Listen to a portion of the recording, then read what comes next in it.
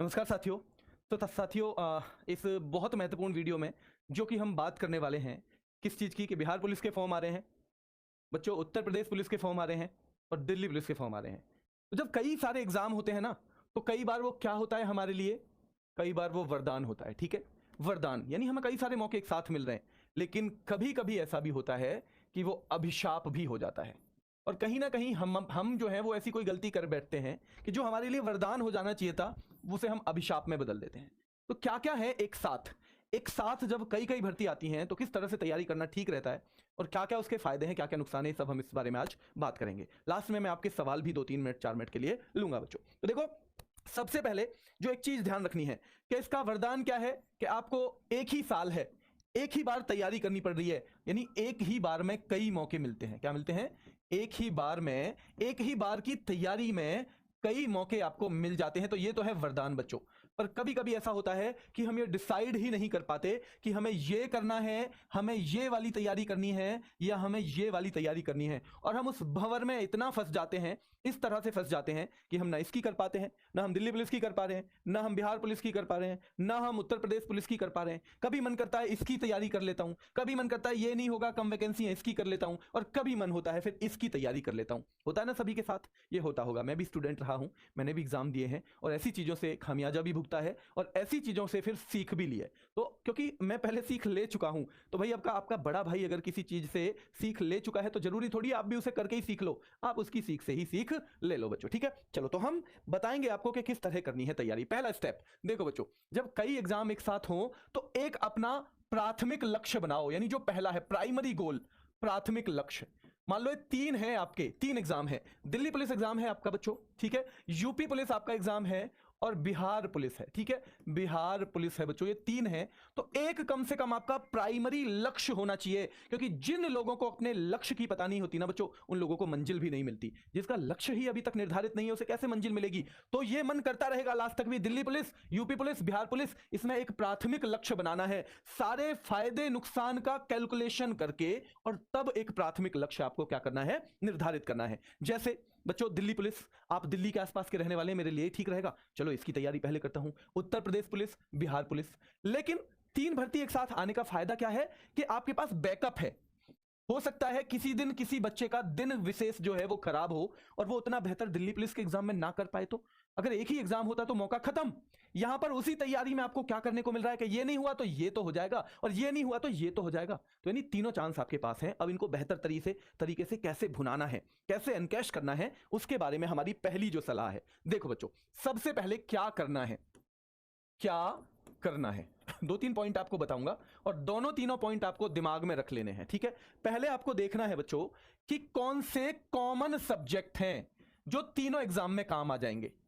Common subject कौन से हैं जो आपके तीनों एग्जाम में काम आ जाएंगे? जैसे आपको लगता होगा भाई रीजनिंग मेरी हर जगह काम आ रही है। मान लो जरूरी नहीं है तीनों की तैयारी करो, कोई 2 की भी कर रहा हो सकता है, कोई 2 की ही कर रहा हो कि मैं दिल्ली पुलिस की कर रहा हूं और उत्तर प्रदेश की। रीजनिंग कॉमन है, मैथ्स कॉमन है बच्चों, और जीएस कॉमन है। सबसे अच्छी बात है इन तीनों ही एग्जाम में जीएस का अच्छा खासा वेटेज है, अच्छा खासा। तो ये 3 सब्जेक्ट पे आपको फोकस रखना है। क्या रखना है? अपना फोकस रखना है इन्हीं 3 सब्जेक्ट पे। यानी इन तीनों सब्जेक्ट को आपको इस तरह से पढ़ना है कि चाहे वो बिहार पुलिस में आ जाए आप कर पाओ, चाहे वो उत्तर प्रदेश पुलिस में आ जाए आप कर लो, और चाहे वो दिल्ली पुलिस में आ जाए आप वो सारा सब्जेक्ट हल करके देख सको। तो सबसे पहले प्राइमरी सब्जेक्ट जो कॉमन सब्जेक्ट हैं उन पे पकड़ बनानी है। इसका फायदा क्या होता है?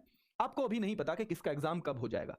आपको नहीं पता बिहार पुलिस का एग्जाम पहले हो जाएगा, आपको नहीं पता उत्तर प्रदेश पुलिस का एग्जाम पहले हो जाएगा, आपको नहीं पता है कि दिल्ली पुलिस का एग्जाम पहले हो पाएगा। तो इसलिए जब कॉमन सब्जेक्ट आपके पूरे हैं, ये जरूर होता है, हमें जरूर ऐसा मौका मिल जाता है कि अगर 3 एग्जाम है तो तीनों में कभी कभी हमें 1 महीने का अंतर मिल जाता है, कभी कभी 2 महीने का अंतर मिल जाता है। तो हमारा जो मेजर सब्जेक्ट है, जैसे जीएस बिहार पुलिस में बहुत बड़ा रोल प्ले करने वाला है।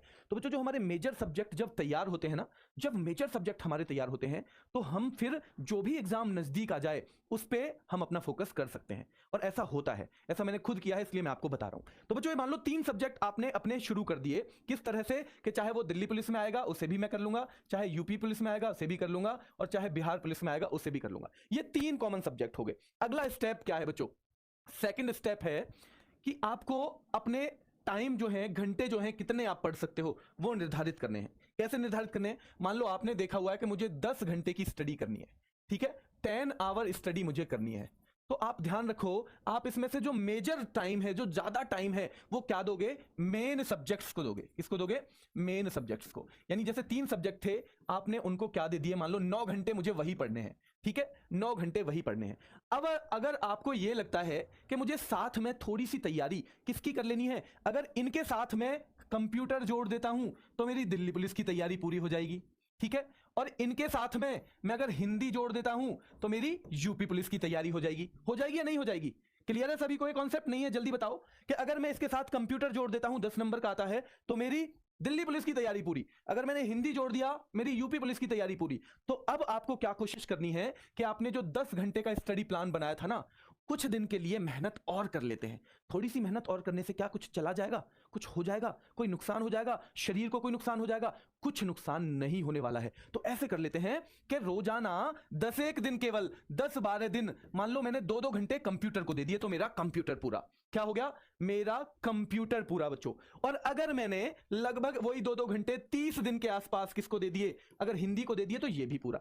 अगर साथ साथ में हो सकता है तो ऐसे कर लेना। अब कई बच्चे कहेंगे नहीं जी, मुझे तो ये जो 10 घंटे की पढ़ाई है ना, वो 3 सब्जेक्ट में ही क्या हो जाता है बच्चों?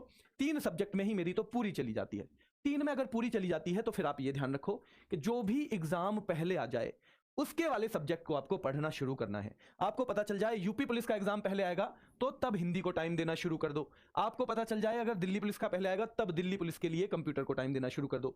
वैसे मेरा मानना यह है कि कम से कम एक तैयारी आप ऐसी करो जिसके सब्जेक्ट आपके बिल्कुल क्लियर हो।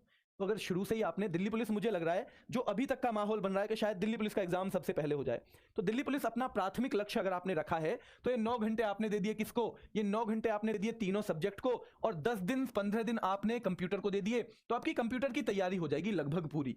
फिर आपको रोजाना बस 15 मिनट देनी है।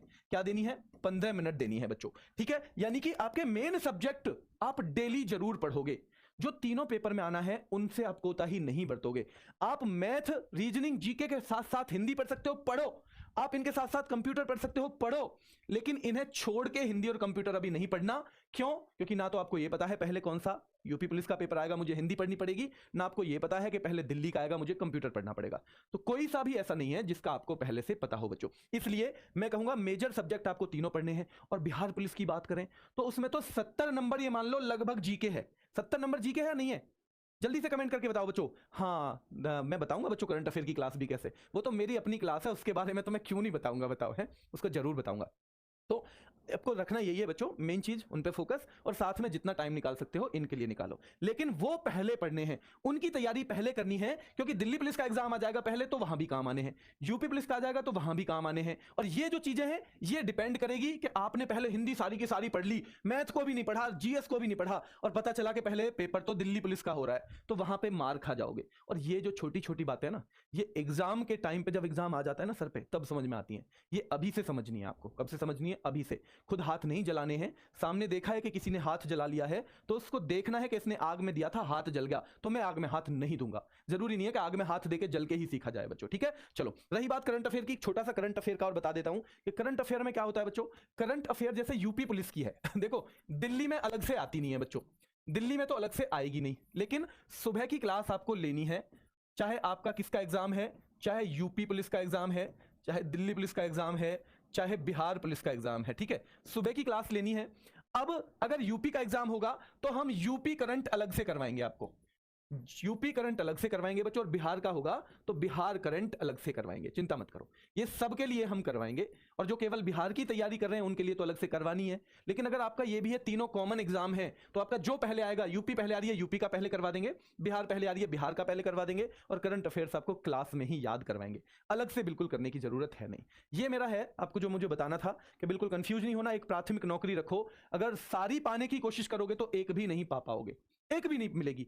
और अगर ये लक्ष्य बना लिया ना, इनमें से कोई सा भी कि यही पानी है तो उसे पा जाओगे 100%, यही पानी है तो पा जाओगे, यही पानी है तो पा जाओगे। और अगर कभी इधर को भागोगे, कभी इधर को भागोगे, कभी उधर को भागोगे, तो एक भी नौकरी नहीं मिलेगी। हमें नौकरी से मतलब है। वैसे भी अगर हमने लक्ष्य बना लिया कि इसी को पाना है, यूपी पुलिस में ही मेरा लक्ष्य है, तो यूपी का अगर 2 महीने बाद भी एग्जाम हो ना, तो भाई हमें नौकरी चाहिए। ये थोड़ी कि 2 महीने पहले ही चाहिए, 2 महीने बाद मिल जाए, लेकिन नौकरी चाहिए हमें। हमारा मेन उद्देश्य है नौकरी पाना। इसीलिए पेशेंस रखना है, ये नहीं सोचना कि ये तो यूपी वाले तो पहले, जो दिल्ली वाले तो पहले नौकरी ले जाएंगे, बिहार वाले तो पहले नौकरी ले जाएंगे। अगर आपका लक्ष्य ही यूपी पुलिस है, तो आपका अगर 2 महीने लेट भी एग्जाम है, अपनी श्रद्धा उसी एग्जाम पे रखो, ढंग से मेहनत करो, लेकिन बैकअप, क्योंकि आपको 3 मौके मिल रहे हैं, तो ऐसा रखो कि अगर थोड़ा बहुत किसी एक जगह कोई गड़बड़ी भी हो जाती है, किसी खास एक दिन पे कोई समस्या भी हो गई, पेपर अच्छा नहीं हुआ, तो और चीजें भी, एक आध एग्जाम कम से कम, 2 एग्जाम तो कम से कम कवर करने का लक्ष्य रखना है आपको। कितना रखना है? कम से कम 2 एग्जाम का लक्ष्य रखना है बच्चों, ठीक है। चलो, अभी बच्चों यही सारे थे सामने, इसलिए इन्हीं के बारे में बात की।